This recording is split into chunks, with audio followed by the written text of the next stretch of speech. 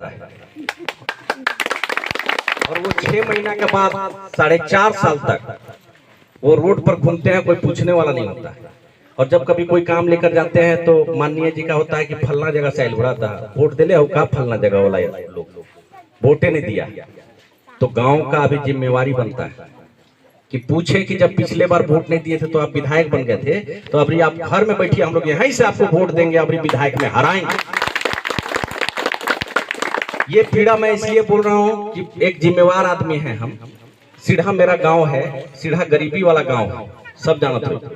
वहां से निकल के आज हमने कलन की बच्चा का पढ़ा लिखा दे तो कुछ करी है, बुढ़ापा कट जाई।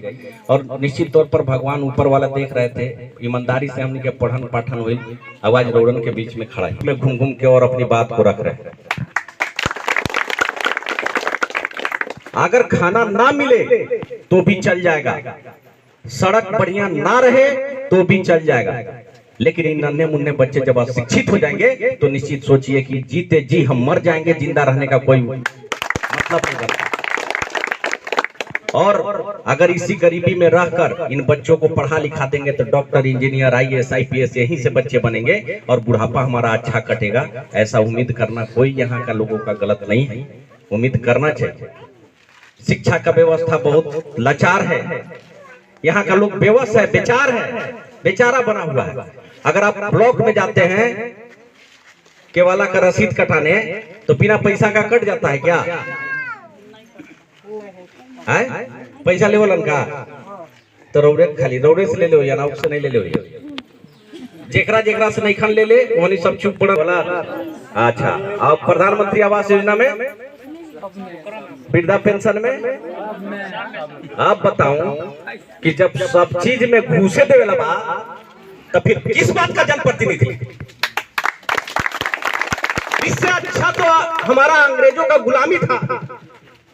उस समय हम लोग गरीब थे, लेकिन घूस लेने का हिम्मत नहीं था किसी का। एक आदमी अगर यहाँ से निकलकर किसी गांव घर में जाके किसी से रंगदारी लेता है तो पुलिस आके पकड़ के टांग के ले जाता है। लेकिन वो ऑफिसर जो बाहर से आया है, हमारा टैक्स का पैसा का कुर्सी पर बैठता है, हमारा टैक्स का टेबल पर बैठता है, हमारा टैक्स के गाड़ी से आता है और हमारे टैक्स के पैसा के द्वारा से बनाया हुआ बिल्डिंग का ऑफिस में, कार्यालय में रहता है, और हमारा ही टैक्स का पैसा से अपना बाल बच्चा को पढ़ाता लिखाता है और महंगा कपड़ा पहनता है, और वो हमारे बीच में आकर रंगदारी करता है और हम बेचारा बेबस है। हम कितना दिन ऐसा रहेंगे? आपको क्या लगता है कि आने वाला दिन में अगर ऐसे ही चलते रहेगा तो जमीन का रसीद कटाने के लिए जमीन बेचना नहीं पड़ेगा क्या? तो जमीन बेच के जमीन का रसीद कटाएंगे? आपको और हमको सोचना होगा। आपके बीच में एक नौजवान, आपका भाई पढ़ा लिखा हुआ आपके बीच में खड़ा है, आपकी हक की लड़ाई लड़ने के लिए आगे बढ़ गया है। अगर आप आज जागरूक हो जाते हैं तो निश्चित तौर पर आपका अच्छा दिन आने वाला है। अगर आप जागरूक नहीं होते तो समझिए कि जो 6 महीना के लिए दामाद बने हुए हैं वो आपको 6 महीना में बेच के 5 साल के लिए गुलाम बनाने वाले हैं। भारतीय जनता पार्टी के द्वारा बोला गया कि आप क्षेत्र में जाइए, घूमिए, हम घूम रहे हैं। माननीय जी को इतनी बेचैनी हो गई कि पहले तो लोग बोले उसको बंद कर दीजिए। गरीब ना तब इतिहास लिखाया है। आप माताएं बहनें, आपसे खास करके आग्रह मैं करना चाहता हूँ, एक भाई दिल साफ करके आप बस डालिए, आप कदम से कदम नहीं तो जिस प्रकार से इस सरसतिया गांव का परिस्थितियां बदल रही है वैसे और बेचारा होते चले जाएगा। आज एक पिता मेरे सामने खड़ा होके और कलप के अपना बेटा का व्यथा गा रहा है।